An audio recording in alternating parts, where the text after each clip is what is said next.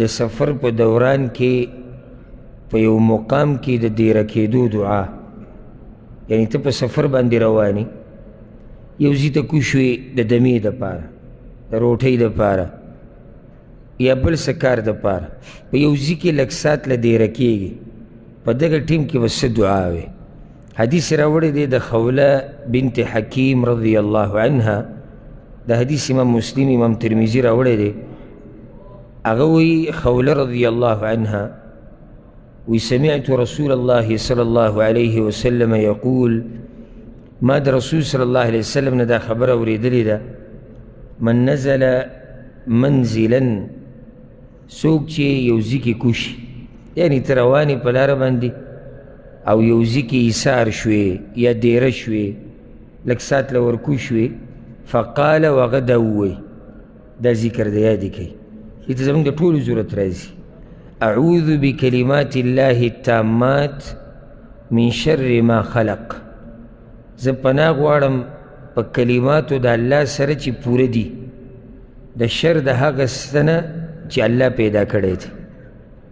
زه پناه غواړم په الله سره، زه پناه غواړم په کلماتو د الله سره چې پوره دي. خبرې د الله، خبرې د الله دا خو د الله صفت دی، نو ځکه د الله صفت یاد کو او د الله خبرې پوره دي،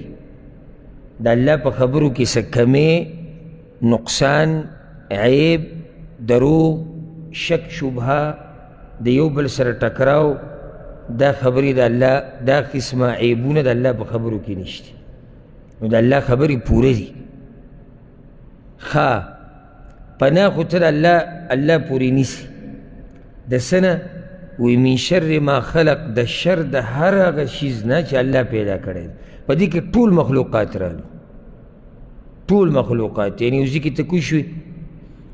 یره ده چې یاره پیریان راته نقصان ونه رسوي، نو پیریان په ما خلق کې دننه رالو که رانلو؟ رالو. یره چې ته مار رانه شي، لړم رانه شي، ډاکو رانه شي، غل رانه شي،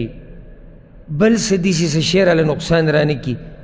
نو ته من شر ما خلق ووایي، نو په دې کې هر قسمه مخلوق راغی چې د هغه د شر یره شتي، چې یره کیدای شي د لاسه ماته څه شر راورسي. رسول صلی الله علیه وسلم وایي چې چا دا کلمات ووایي، او آسان کلمات دي، اعوذ بکلمات الله التامات من شر ما خلق لم يضره شيء حتى يرتحل من منزله ذلك، تکلیف به نه رسوي دته هیڅ شی تر دې چې دی د دغه ځای نه لاړ شي، یعنی د دغه ځای نه د تلو پورې هیڅ یو مخلوق به د الله په اذن سره دته تکلیف نه رسوي.